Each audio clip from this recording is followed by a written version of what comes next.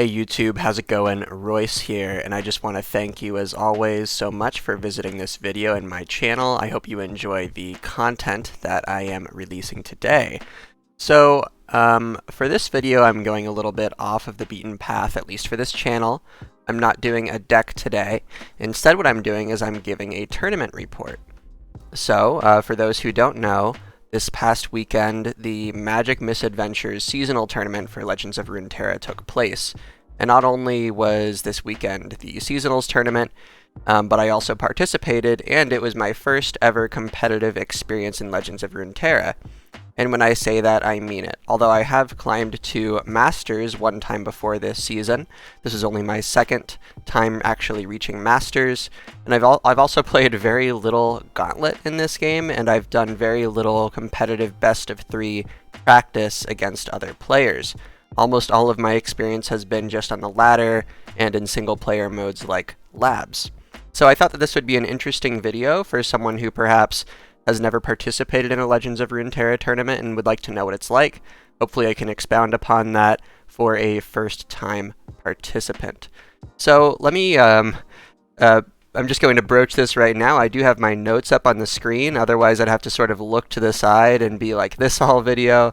This way I can actually sort of look towards the camera a little bit better, and you can just read along with me if you want to. Hopefully this isn't too distracting for you.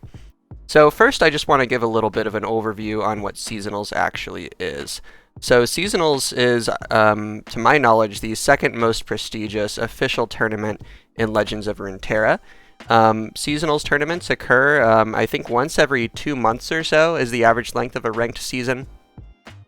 And each seasonal tournament basically takes the 1,024 best of the best from each of the regional shards in the game and pits them against each other in a 9-round tournament format. So you qualify by either being in the top 700 of the ranked ladder at the cutoff, which is not necessarily the end of the season. There's like a specific cutoff. This time I think it was Thursday night, or like Thursday night at 1 a.m. my time, something like that. So Friday morning. You can also qualify by being one of the first 324 players to complete the Last Chance Gauntlet, which opens up again close to the end of the season. And you can make that Last Chance Gauntlet easier by getting Prime Glories by winning gauntlets on your first try throughout the season. So yeah, there will be 1,024 players, and this whole thing is funneling down to 32 finalists in the Seasonals tournament. Will move on to a day 2 and then play 5 rounds to choose an actual winner who wins the grand prize of $10,000. So like I alluded to, on the first day it's the open rounds, and the day is kind of grueling. I woke up, so I made sure to get plenty of sleep the night before, at least like 8 hours of sleep. I woke up about an hour and a half to 2 hours before I had to report to the tournament to make sure I could get a good breakfast. This sounds just like the advice that they give you before taking a standardized test, but it's true. This stuff really did help me, I think. And then I think in my time zone I had to report for my first match at like 11 a.m. and it didn't finish until about 10 p.m. So it was like an 11-hour tournament across 9 different rounds. The format is that at the beginning of the tournament, at initial check-in, you have to declare 3 decks that you're going to be playing for the whole tournament, and then after declaring those decks, you're not able to change them, make any modifications at all. And those 3 decks can pretty much be any decks of your choosing, as long as none of the region combinations are duplicated, and also as long as none of the champions are duplicated across multiple decks. So for example, if you're playing an Ari Kennen deck, that prevents you from also playing like Ari Lulu PNZ, for example. Also, only one of the decks can have no champions in it, I guess, which I think currently is pretty much just Iceborne. Poros is the only deck that doesn't play any champions in the meta, so that's not a very big problem. And then in each individual round, which you just report to inside the client in the tournament tab, it's broken up into a few phases. In each set, I should say. It's broken up into a few phases. First, you're going to have 5 minutes to prepare, and when I was preparing, I used my preparation time to do a few different things. And I also had this tournament document open in another tab that I was using. So first, I would actually just write out my opponent's decks. So my round 1 opponent was playing Targon's Peak, Darius Shen, and Elise Maokai. Also, especially if I knew that I wasn't going to ban the deck, but even if I knew I was going to ban it, I would usually try to list out the cards that I would have to watch out for. Perhaps a better way to do this would just be to like use the window snipping tool or something to take an actual picture of the deck list, but I didn't want to have to, like, each deck takes like 2 snips, and I didn't want to have to manage like 6 different tabs, so I just wrote it all down in this document and trusted myself to know which cards to write down and which cards I could reasonably expect based on my game sense and game experience. Yeah, so here we have Targon's Peak, Darius Shen, Elise Maokai, and then I would write down my record with each deck. Here we see I lost my first game, and then won my next 2. They weren't able to get a win on me with their Elise Maokai deck. When I was trying to decide what to ban, I had a few things going into it. First, the day before the tournament, I actually went through all of the meta decks listed on this Mastering Runeterra matchup table. And what I also did with this matchup table is I eliminated all the rows for decks that I wasn't actually playing. So I could just get a quick at-a-glance perspective on my generally my lineup into their lineup. So for example, I was pretty favored into Veigar Senna, especially if they had to actually ban Ari Kennen because it was good into one of their other decks or something. I had 2 winning matchups then against Veigar Senna, but that counts on them banning that deck, and also I performed pretty poorly against Darkness in the low sample size of games this seasonal, but we'll get to that. So this is my logic. I created this matchup document, and then I used this to sort of create priorities of which decks to ban given my lineup. So top priorities here were other Ari Kennen decks and aggro decks, largely Elise aggro and Biz Lulu. And I just did that by saying, all right, I have these 3 decks. I'm against Iceborne Spiders. Where is it? Here we go. Iceborne Spiders. They're going to ban my best matchup, Taric Pantheon, and then I'm left with a 46% against it and a 36% against it. So Elise Trundle was actually a deck that was pretty high on my priority list to ban just because my lineup was not very strong into it. Yeah, so I came prepared with that matchup table. I came prepared with these ban priorities, and as the games would go on, I would take these notes so I could look over to my other monitor to actually see what I was looking out for. I tried to focus on the reactive cards, things that they could do in response to my plays that could really screw me up. Moving on from there, yeah, so each of you will get a ban, and the ban that you choose, again, for me it was determined based on that pre-tournament prep, and then you play a best of 3 with both players' 2 remaining decks. And the format is you have to win with a deck, you have to win with both of your decks. So it's not like you can just get 2 wins with your favorite deck or something like that. No, if they were banning Ari Kennen, which they usually were, I had to get 1 win with Akshan Sivir and 1 win with Pantheon Taric. By the way, if I haven't said my lineup yet, it was Ari Kennen Gohard, Pantheon Taric, Akshan Sivir. And yeah, this repeats over and over. Your record is kept track of inside the tournament client, and it also tells you when you have to report to your next match. Personally, I was receiving notifications to my phone as well, but I would not have relied on those just because I wasn't guaranteed that they were going to be timely. What if my phone died or something like that? So I made sure to just go off of the timer actually in the client. So all told, a little bit of a spoiler, I went 5-4 in this seasonal, so I did not advance to day 2. So out of 9 Swiss sets, I won 5 of those, although one of those was due to a bye, and I lost 4. So in reality, I kind of consider myself to have gone 4-4 even, just because, I didn't get the bye through my own skill, although it did matter for like qualification purposes if I were to qualify. And speaking of qualification purposes, to move on to the playoffs, which is the following weekend, the following Saturday coming up, you need to get at most just 2 losses.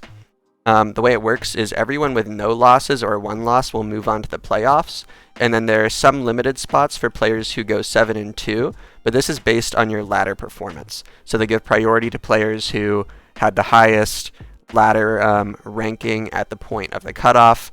So one good way to prepare for seasonals, if you're at this skill level, is if possible to try to reach like the top 30 or top 50 or something like that of the ladder. I don't think there's really any guaranteed safe position. It just sort of depends on how things work out. But that's the way to give yourself the best chance to qualify to day 2 in the playoffs.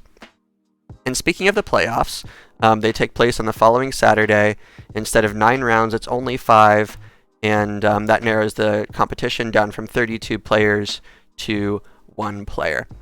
And the prizes for this, for the open rounds, day 1, are just sort of in-game rewards, so you can get, and they're cosmetics as well. So you can get prismatic chests and things like that. I got like a prismatic common card and a prismatic epic, I think. I think if I had gotten more wins, I might have been able to get a prismatic champion card. I don't care too much about cosmetics though, so it wasn't a big deal. Also, for participating, all players, I believe, receive a Seasonals icon, and if you get 3 wins, which I was able to, you also get a Seasonals participant card back, so that's pretty cool. And my general impression on this tournament was actually rather positive. I think that's largely based on me only participating so far in sort of more grassroots, in-person tournaments that are, that have more, where the schedule is just a suggestion and a suggestion that's never followed. This tournament, at least for me, and at least in my region, which is the Americas, ran kind of like clockwork. Everything happened when it was supposed to. The schedule, which I always had open in another tab, was correct and seemed to match also the in-client timers. There was time between matches for breaks. There was time left for dinner. I think it was after either round 5 or 6, so that was very nice. But I would like to acknowledge that not everyone had the same experience. I was reading some threads on Reddit that said that, for example, Australian players have to report really, really early, like 4 a.m. to participate in seasonals. I understand why that makes sense for them to be grouped with the Americas for like cultural reasons, but that's pretty difficult, and perhaps someone will have to take off work the day before to do something like that to get enough sleep, or it'll just kind of throw off their whole day. And that leads into me further emphasizing that this tournament is a major time obligation. It took me 11 hours, sole use of the computer. We just have one computer in my household, so I had to make sure that no one else needed it during that time. I had to arrange things with other people beforehand so they would understand that my phone would be on silent. If you want to take this tournament seriously, it does require major time investment, not only on the tournament day, but also with preparation. There was also something I read about like last minute changes for the Asia server. I'm not sure if it was like Asia or Southeast Asia. I don't really know how that works. I'm sorry. But people running into like tournament delays due to an in-client glitch. Also, I had a weird glitch, which was just sort of like an in-game glitch, where one time I started to play a card, and then I right-clicked to take it back, but it glitched, and it sort of left the card face up on the field, and it was blocking the middle of the screen, so from then on, if I wanted to play something on the stack, I wasn't able to take it back off the stack, so I had to more carefully consider my plays, like if I wanted to, let's say put a concerted strike on the stack to then just look at the effect that it would have on the Oracle's Eye and then take it back, I wasn't able to. Thankfully, I still won that game. I would have been pretty salty if I lost. But that's neither here nor there for the tournament format. That's just a glitch for LOR. Overall, I also had a lot of fun with the tournament. I'm a competitive person. I enjoy competition, although it does still make me very nervous. But I had a great time, and I'm definitely looking forward to doing this again. Next seasonals, and I was joking that today, 2 days after seasonals, I'm already starting to do prep for the next one, but really that's true, and I'm going to have it in the back of my mind, even though it's not coming up for another couple months. And my performance, I think I already mentioned, was like 5-4. I had a pretty even win rate overall about what I expected given the amount of preparation that I was able to do ahead of time and so forth, which I'll get into right here after I have a drink of water.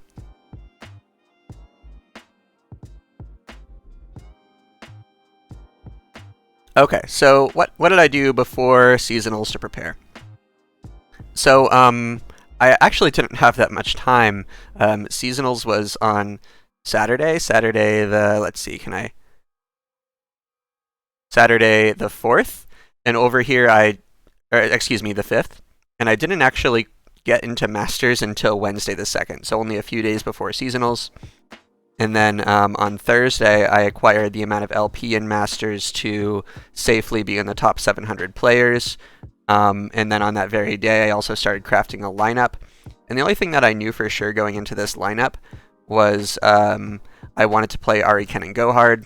It was the deck that I used to actually get to Masters and the deck that I used to climb within Masters. I did not have the most experience with the deck, but it seemed like just the right thing to do. It would be kind of like a very audacious move to not bring Ari Ken in, and I wasn't at that skill level to be able to do something like that. So I brought Ari Ken in. On Friday, for the rest of my lineup, so I heard from some other LOR competitive players that, at least for the open rounds, it's best to not get sort of too sweaty, so to speak, too like theoretical when crafting your open rounds lineup. You just sort of want decks that are sort of good overall, that have good matchup spreads, that will play well into the field even if you run into something off meta, which I actually did quite a bit.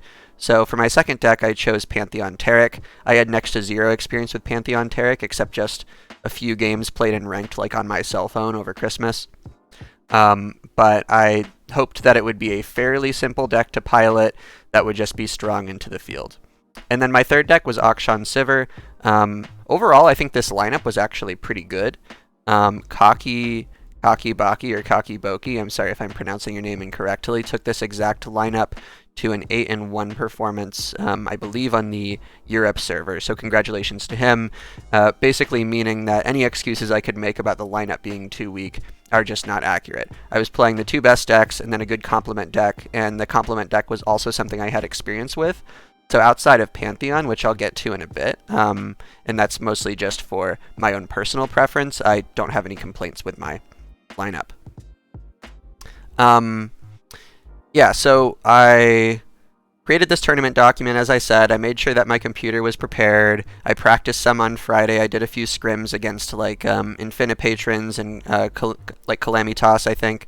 I'm not sure how Calamitas actually performed in the tournament, but I know that Infinipatrons actually qualified in the Americas, so congratulations to him, and thanks again for the practice. But I only was able to do like 3 or 4 scrims, not a ton. And then I made sure that my check-in time was correct. I didn't want to just forfeit my first few sets, and then I got some sleep, and then the next morning I made sure to, eat a good breakfast, try to do some deep breathing, but I was still very nervous, and I'll tell you, my heart was racing before that first round. And overall, as I've mentioned, yeah, I went 5-4 in sets, 4-4 if you don't count the bye. Also, without the bye, I went pretty even in games with a slightly losing record. I went 9-10. I had a few different 0-2s in the tournament where I just got completely locked out, and then a few of my wins were 2-1s rather than 2-0s, so that leads to my losing record here.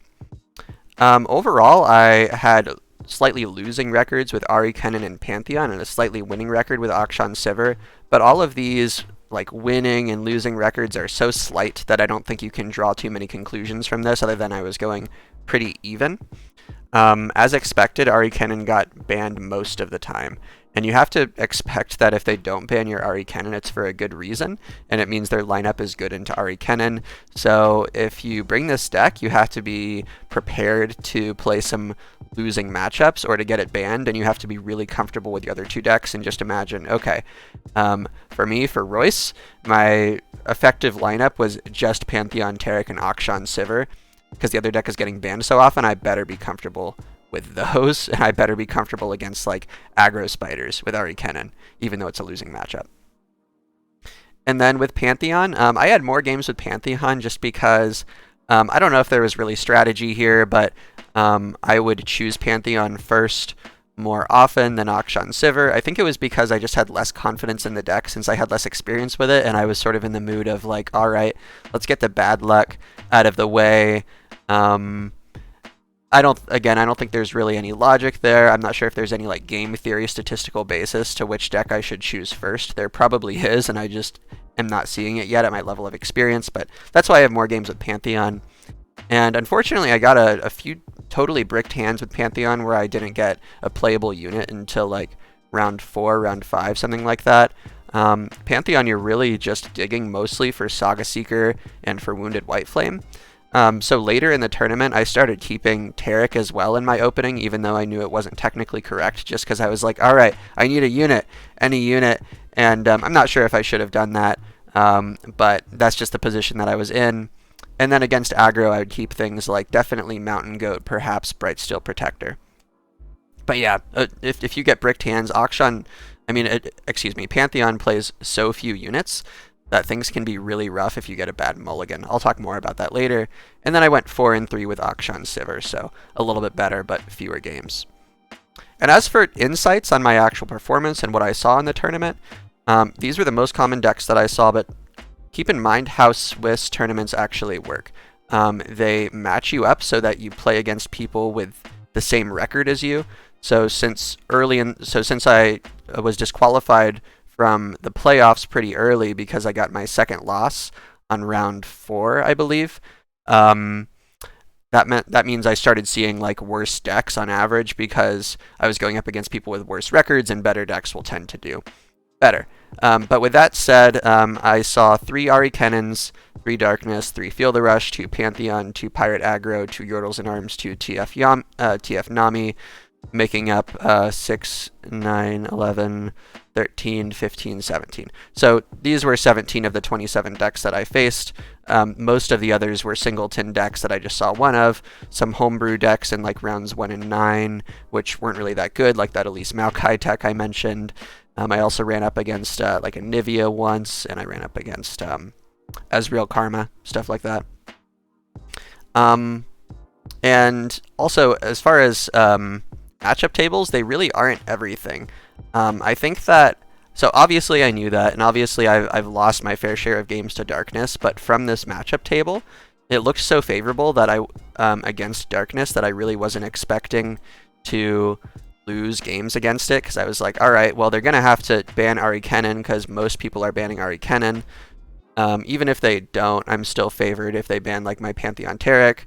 My Sivir Akshan is more favored than my Ari Kennen is unfavored, but they would ban like my Ari Kennen, and then I would lose. I would just like double lose with Pantheon or something like that. Like, it was really rough, and I'm sure I wasn't playing the matchup totally correctly, especially since I'm pretty new to Taric Pantheon, but that was hard to see.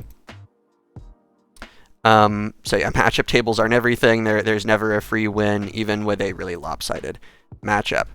Also, tournaments are really different than the ladder, and I knew about this going in. Like, I knew that Lee Sin was going to be really popular in this tournament, even though I didn't see any of it, largely due to my only mediocre record.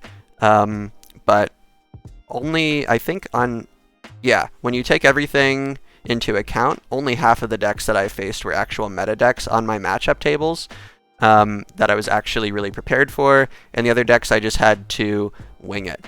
A few of the decks that showed up that I wasn't really that prepared for were Pirate Aggro and TF Nami. I had like 0 experience against TF Nami, and I had some experience against Pirate Aggro, but mainly my takeaway from it was the matchup was bad. So it was actually pretty hard when I would run up against like Ari Kennen, which I needed to ban, and an aggro deck, which I needed to ban, or even a triple aggro lineup, which I did run into just once out of 9 rounds, thank God. But yeah, be prepared to see a lot of jank or a lot of off-kilter decks in the open rounds, and you just need to roll with the punches there. I mentioned the thing about aggro. This lineup did struggle into not only aggro spiders, also Pirate Aggro, also Yordles in Arms, and then I took like I also had some bad matchups into things like Draven Rumble, although it wasn't as bad. So I think that if I were to, I think the next time I craft a tournament lineup, I'll probably try to I don't really want to play triple aggro, and I don't know if I really want to like super target aggro, but I just want a better spread against aggro. I don't want it to be this bad. It just feels bad when like you know exactly what they're doing. They're not doing anything that creative. They're playing their cards on curve. They're burning you out and just staring at the game and saying, there's nothing I can do. What I like about Legends of Runeterra is the ability to interact with your opponent and to feel like you deserved a win and you deserved a loss. So I think I'm going to make it so I don't just take as many free losses into aggro lineups next time. This lineup was also very susceptible to mulligans in general. Bad mulligans, that is. So given that I didn't play that much Ari Kennen because I was usually getting banned, let me just talk about Pantheon and Akshan. And I talked about Pantheon's mulligan problem since you're just looking for, excuse me, Wounded White Flame and Saga Seeker, but Akshan Sivir is really almost as bad. In Akshan Sivir, you're almost hard mulliganing for a landmark for the Warlord's Palace, which is either Akshan or I think it's Vagabond is the name of the 3-drop. It's not as set in stone, and sometimes you can do something like keep a Treasure Seeker, keep a Fleet Feather Tracker, keep a Sivir if you're attacking uneven, something like that. I don't think you can really keep the Absolver or Golden Aegis, especially, or unless you have a very specific starting hand. But Akshan Sivir felt almost as bad as Pantheon in just being susceptible to bad mulligans. So I think in the next lineup again, I'll try to choose some decks that have more starting options. For example, I'm wishing that I had the practice and the experience to be able to play Lee Sin well. Because I'm just thinking about how Lee Sin can keep Gifts from Beyond, it can keep Eye of the Dragon, it can keep Wounded White Flame, it can sometimes keep Zenith Blade, it can keep Solari Priestess. Like, there are just so many more options for keeps that I think I would enjoy that kind of deck. I might also enjoy more reactive play styles, more PNZ, something like TF Nami. Actually, TF Nami, I don't know if that's PNZ, is it? Either way, something more like that Shellfolk deck that Ikato brought, even though he didn't end up performing that well with it. I think that reactive decks like that just more fit my play style. And then also, like, make sure that you take into account not just matchups, but also these other factors like comfort and playstyle. Yeah, so I talked about playstyle and I talked about comfort a little bit, but just to go deeper in comfort, this tournament I basically had 0 comfort picks. And people always say, oh, just go with what you're comfortable with, that's more important than matchups. But the problem is, for the most part, I've been playing a different deck every single day, with the exception of the last few days where I've been playing Ari Kennen Go Hard. So my comfort pick was Ari, but that deck was getting banned. And then for my last 2 remaining decks, I was like, well, I climbed to Diamond a few seasons ago, or like 1 season ago with Akshan, and I played a little bit of Pantheon, but since I've been playing so many different decks, and since I've been pretty new to the competitive scene, I don't really have a comfort pick yet. So for the next seasonal, I think I'm definitely going to try to get a lot higher quantity of games with some specific favorites off stream and off YouTube if I need to, just because I know that running back the same deck over and over is not always super exciting. Also, best of 3 practice is really important. I got like 4 or 5 scrims with some opponents, like some viewers in my Twitch chat. I got one with Infinipatrons and Calamitas, again, thanks to them. But I didn't have much experience. I didn't have any experience in Gauntlet, really. And there were just... So I feel like I prepared as well as I could given the time limits, but try to get a lot of practice in the best of 3 format, so you have experience with things like bans, experience with things like, maybe the order that you play your decks. I have no idea how that works yet, or even if there is an advantage to play them in a certain order. But overall, I think that's going to wrap up my tournament report. I hope you all enjoyed this, and I hope you felt like you learned something, especially if you haven't participated in an LOR tournament before. If you were to ask me if I would do this again, the answer is absolutely. And like I said, I'm already preparing for the next seasonal. And I would just say you're going to be a little bit nervous if this is your first tournament. You should do it anyway. You should get past that, and you should just get the experience for sure to know if you like this. If you play in a tournament and you don't like it, if you say, hey, I'm just not a competitive player like that, I enjoy playing the game in other ways, that's totally fine, but I would just suggest that you answer that question for sure for yourself by actually getting this experience if you can, and if you can manage to qualify. Man. I feel like I just sort of gave a rant. I hope you all enjoyed that video. If you did, a like on the video would be huge, as would a subscription on the channel. What I do on this channel is a lot of deck guides where I do a little intro and outro and then just show some like highlights from my Twitch. Those videos are easy to get out every day, but I currently have like 3 or 4 ideas for some scripted content that I'm really looking forward to making, because that's why I actually came into doing LOR YouTube. I wanted to make resources and guides and stuff like that, but they take a lot of time and effort. So I just want to make sure that they're as high quality as possible so that people can really get something out of them. Again, I'm Royce. Thanks so much for viewing, and I will see you next time. I hope you have a great day.